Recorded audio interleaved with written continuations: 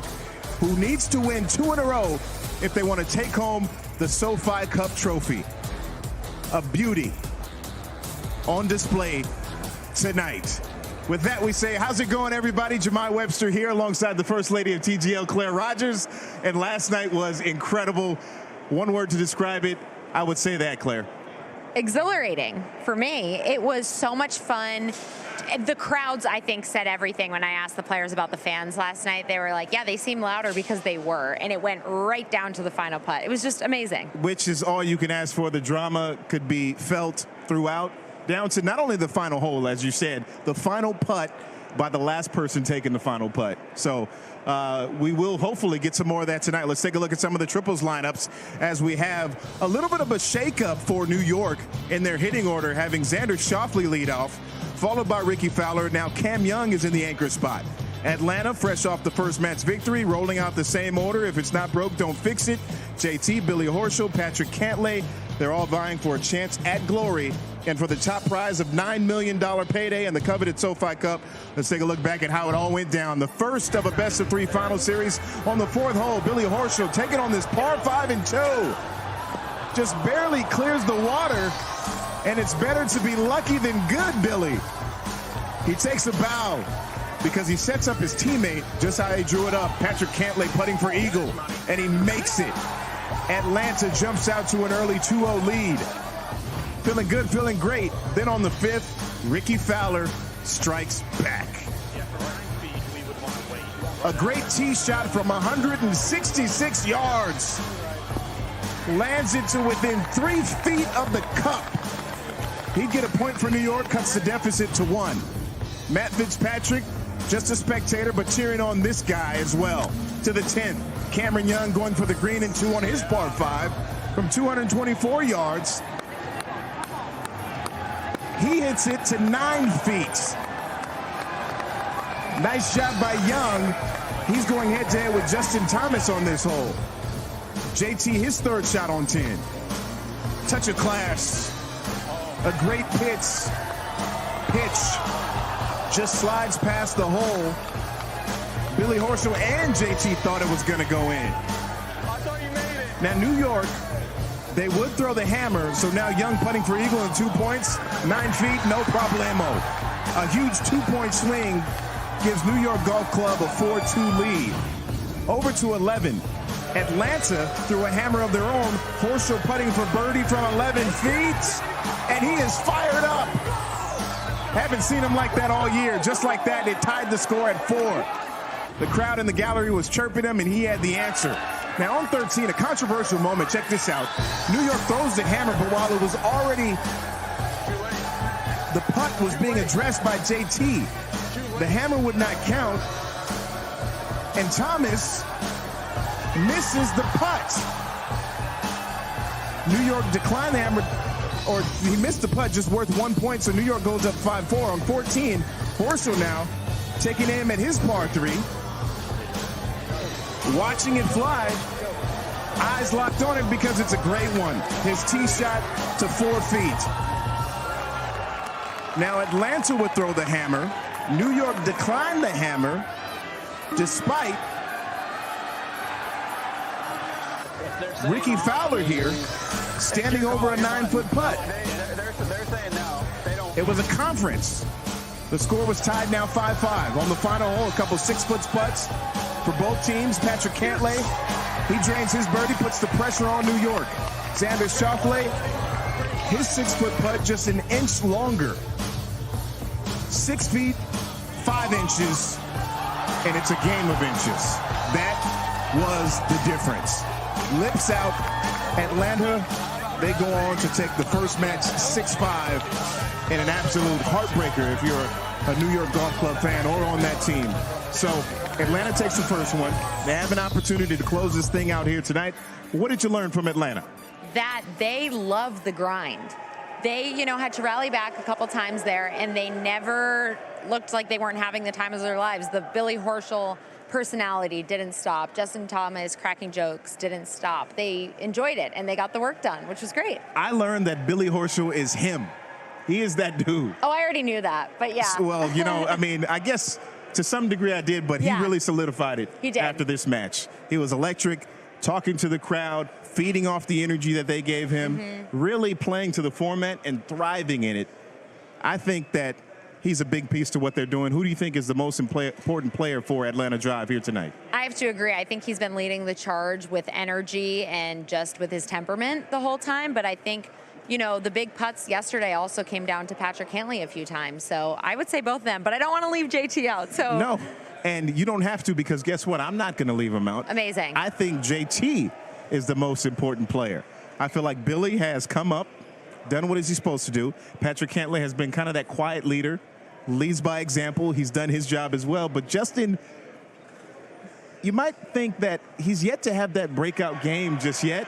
If they want to close it out here in the first match, potentially, I think he's that guy. I think he's also the perfect personality middleman between his two teammates, where he can really relate to both of them at all times. So, All right, they got some great chemistry going over. Let's take a listen to what New York had to say last night after that devastating loss. Probably threw it too close. It's my second time doing that now, but just trying to think it through in my head. And the one I'd like back is probably Cam did a lot of the dirty work to win us 2 points, which is a hard thing to do against them. And for us to give it right back, that's probably my biggest regret, was accepting that hammer where Billy made that putt, just protect our lead. Those are crucial points and edges that we're giving up. So, we probably should have ended with one hammer. I thought I threw that out in a decent time, but that would have gotten us down to one. And, throwing one in the last hole probably wouldn't have mattered. But, maybe we would have had a 1 point lead going in versus being tied. So it was a big sort of coaching error, that I can take a lot of responsibility for, since it's in my back pocket. 14, Ricky, was it something? Were you guys playing the percentages there, or you didn't like the putt you were looking at, or? Our team was off on the hammer.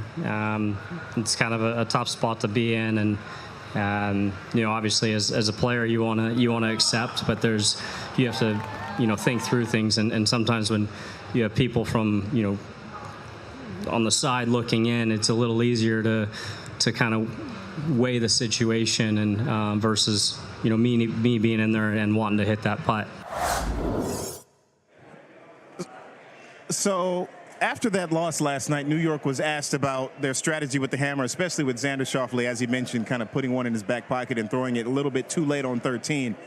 What do you think about the way the hammer kind of almost decided the match last night? They lost by 1 point, and they could have certainly utilized it in different ways. yeah, I think it was just mismanagement on their part. They threw it maybe when they shouldn't have. They accepted it when they shouldn't have. And let's compare that to Atlanta, who, whenever I ask Patrick Cantlay, he says, oh, we're not making the decisions. Our stat guy is, and we're giving him a look. So almost, I think, a strength of Atlanta's is being able to just know that it's better to hand that off to somebody else. And I think them trying to figure it out at the last minute hasn't worked. Yeah, we showed the highlight yesterday that during the season they used 12 hammers, successfully converted on 83% of them, talking about Atlanta Drive and their use of it.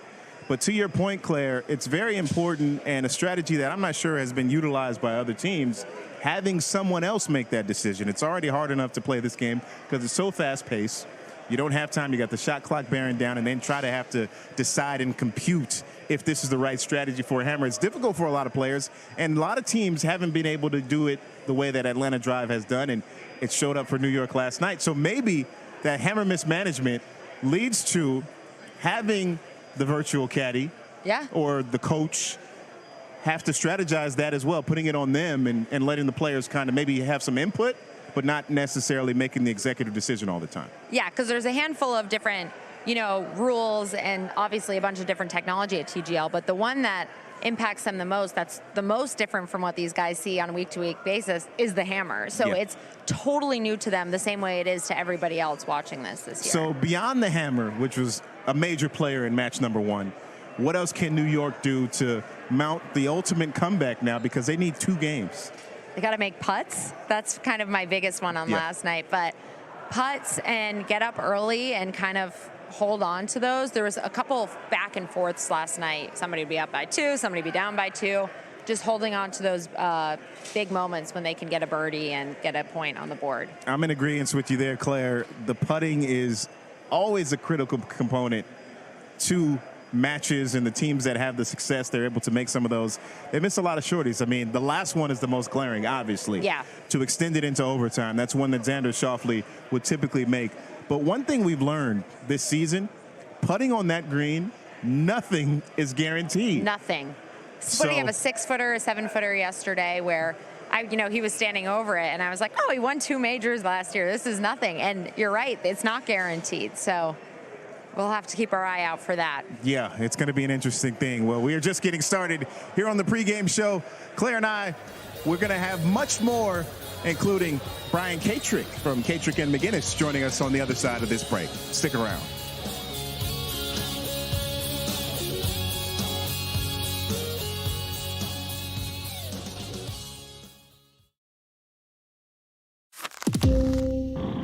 Golf is a game of tradition, but even it's changed.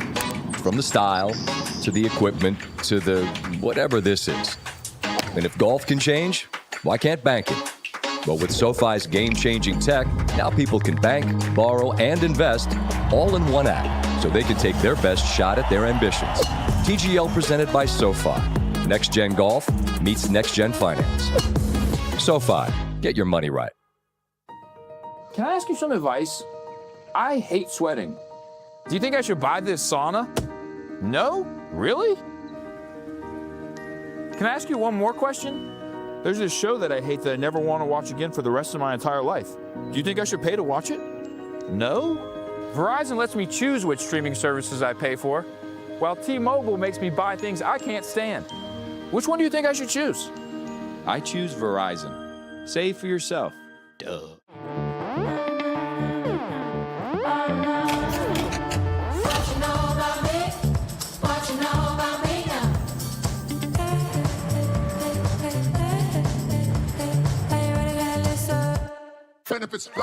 Business Solver empowers your HR team with industry-leading software that controls costs and keeps employees really happy.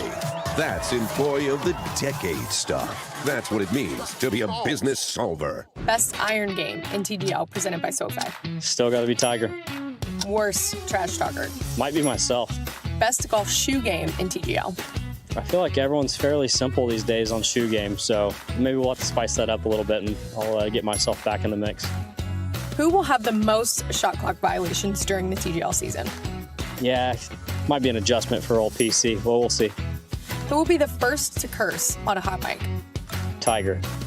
Which player will be the most entertaining mic'd up? I'm hoping for everyone's sake. Hopefully it's Cantlay.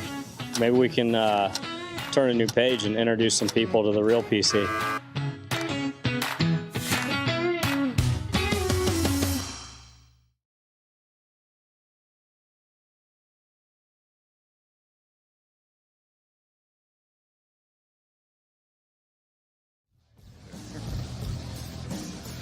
All right, as we bring you back, getting set up for the final match day, because it's either going to be Atlanta securing this thing after the first match at 7, or New York trying to extend the series and take it in the nightcap. As we bring you back here on the pregame show, so happy to be joined by our good friends, my man Brian Katrick and Carl Paulson, joining us, host of SiriusXM PGA Tour Radio. And fellas, just let's start with last night's match, Brian.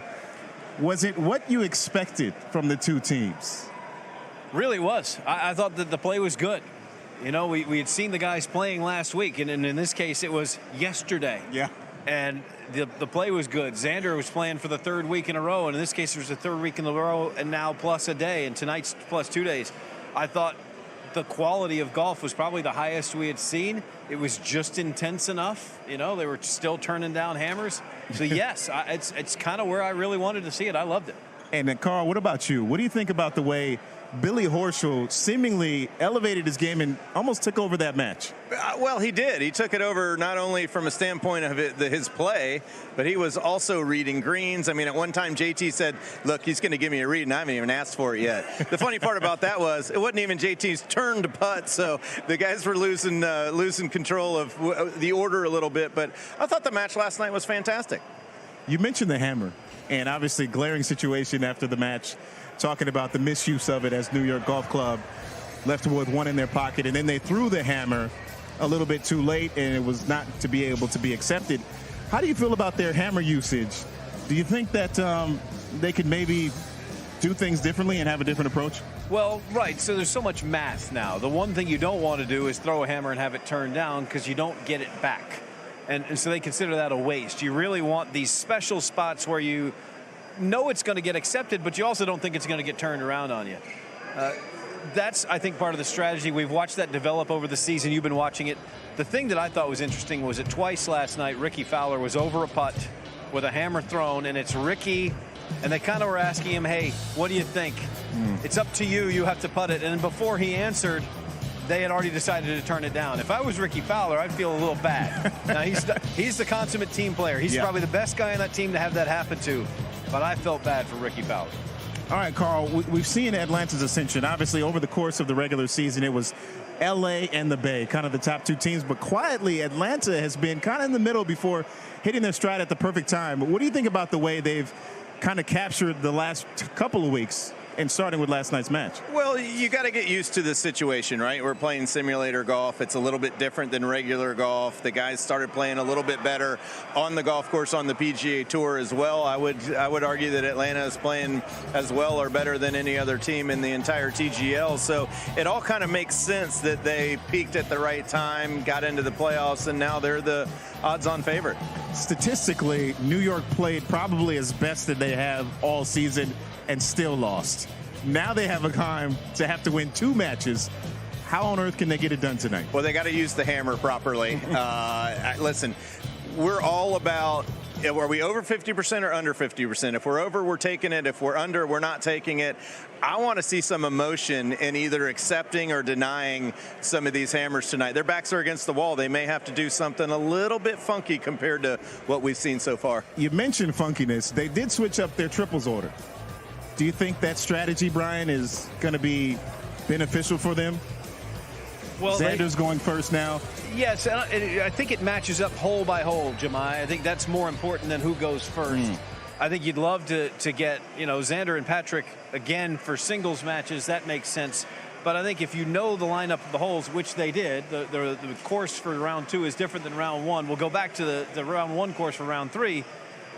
But maybe Xander really wants this hole, and he doesn't want that hole. So I think that has more to do with it. I love to think it's personal. Maybe it is. But I think it's more strategic. All right, I'll give you fellas the last word. What's your prediction for tonight? Well, let's say we're gonna the first match is gonna go to a chip off. Okay, we'll leave it at that, and whoever gets the best of that, we may be here all night long, or it might be over right then. All right, what do you got, Brian? I'm trying, try to stay unbiased, and in golf we never have this problem, but finally I have this problem, and it's a good problem to have. I live in Atlanta. We're gonna rise up tonight, baby. All right, we shall see.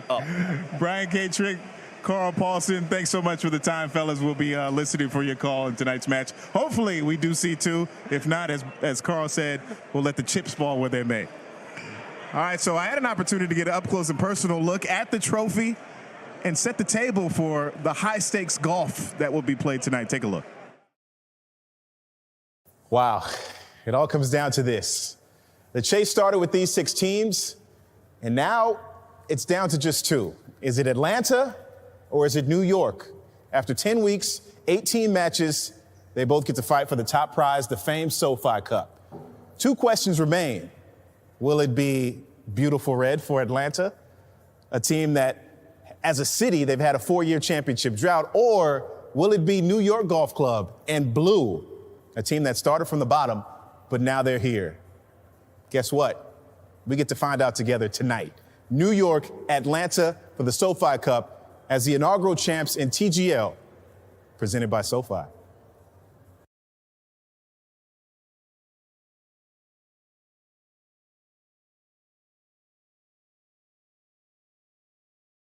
That spot really decked you out. Yeah, I'm obsessed with technology.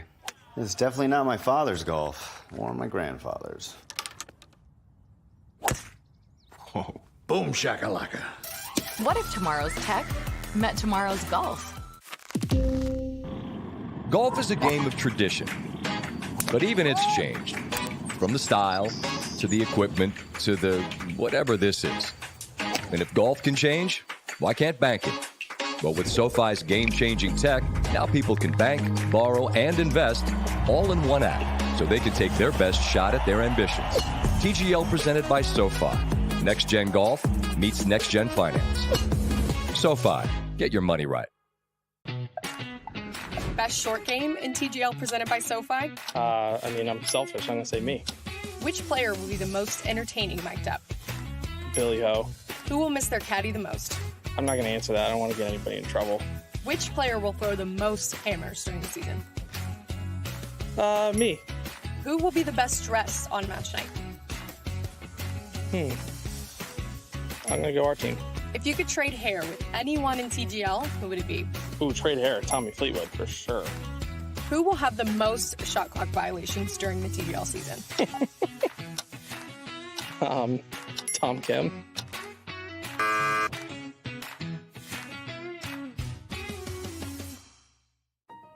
Can I ask you some advice? I hate sweating. Do you think I should buy this sauna? No? Really? Can I ask you one more question? There's this show that I hate that I never want to watch again for the rest of my entire life. Do you think I should pay to watch it? No? Verizon lets me choose which streaming services I pay for, while T-Mobile makes me buy things I can't stand. Which one do you think I should choose? I choose Verizon. Save for yourself. Duh.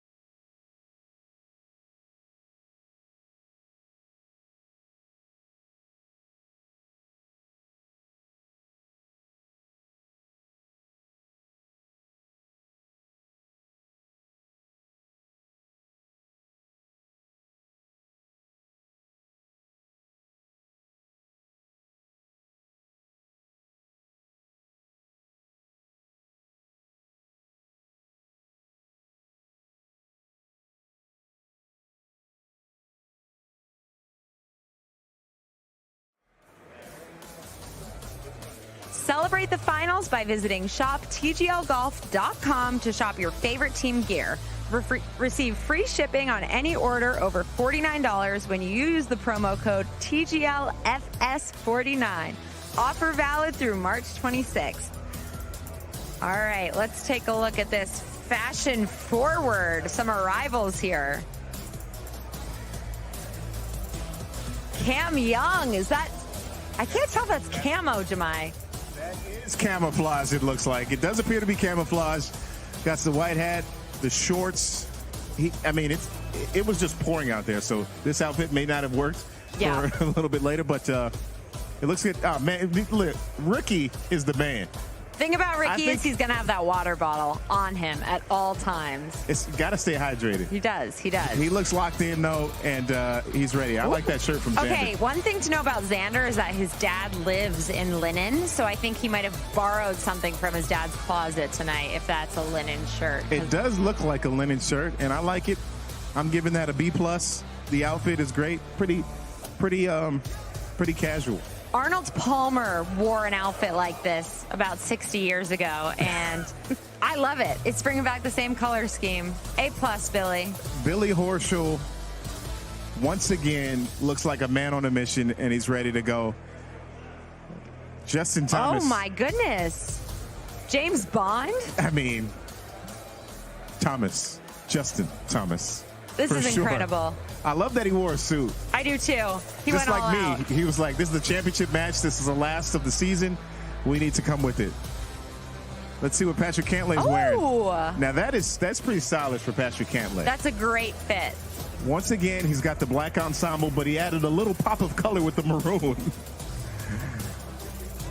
And a bonus for us, Keegan Bradley, who's here for the he looks great. He looks fantastic. He got a haircut. And the mustache is back. It is. Which is what I love to see. He had an ace I believe, at the Players' Championship. So the mustache, it brings good vibes for him. I wish he was playing in this thing. This is your last chance to play Match Predictor.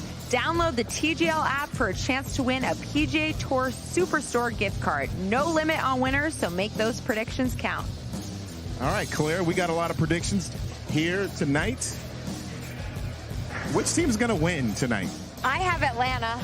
So again. You got the series being wrapped up. Yep. What about you, Jahmai? I got New York because I called 3 games.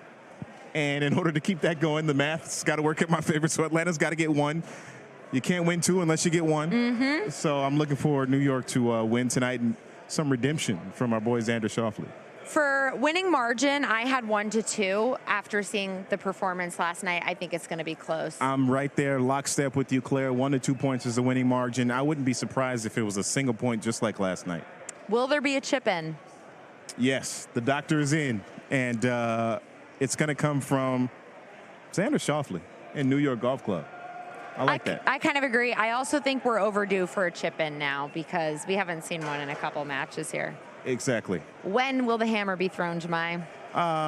This time, because of the mismanagement, I think they're going to be really strategic about when to throw the hammer. So my guess is it happens between holes 3 and 5. I think, though, on hole number 3.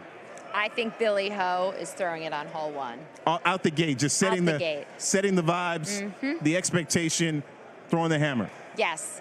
What team will have the longest drive, Jahmai? Longest drive? I believe I chose New York Golf Club with that. Let me just double check my math here. Yes.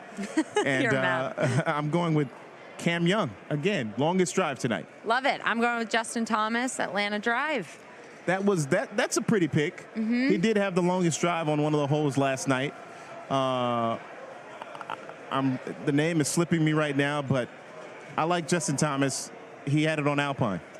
So we'll see what he does on that hole again. He seems to have figured it out. Predict the longest putt. How long will it be? Longest putt. We got some bombs tonight. It's gonna be fireworks on that green, and I'm going 25 to 35 feet. I think maybe up that. There's like a little berm on the back pin location. So I think we got a slide or a kick up and then down into the hole. It's going to be sexy. Ooh. Yeah, we'll see. I think it's going to be 15 to 25. I would love to see longer, but if we get a chip in, I'll be happy. We won't need it. Yeah, well, if we get a chip in, there's a good chance that the putts will be short, or maybe they'll just be putting from shorter distances because the approaches are so good tonight. These guys are locked in. And they're playing on back-to-back matches, same squad, so there's that familiarity there. Maybe there's some comfort, and you come into the situation. But it's got to be some pressure for New York in a must-win situation, backs against the wall. So we'll see how it plays out. And finally, who will win hole 10, Xander or JT? Hole 10 is going to Xander Schauffele. Ooh. It's time for him to redeem himself. After last night, he wasn't feeling right. It almost, to me, even though we mentioned there's no gimmies on this green, but almost to me, it felt like he was overthinking it just a little bit. The way he tapped it, it didn't have the great flow to it. It was almost a little hesitancy behind it. So I'm thinking Xander, the X-Man, is out for redemption this time. All right. I think it's going to be a tie. Unless somebody does something horribly wrong, I think it's going to be a tie. But make sure to get your picks in. You going with the cop-out this time? Here are all of our picks. Make sure to get yours in because it's the last night you can. All right, we got to take a look at our season outlook on this. I'd love to see the numbers behind what you did, Claire. Probably not great. But this is going to be a fantastic night. Championship, a champion will be crowned. We'll catch you in a little bit on Matchup Live.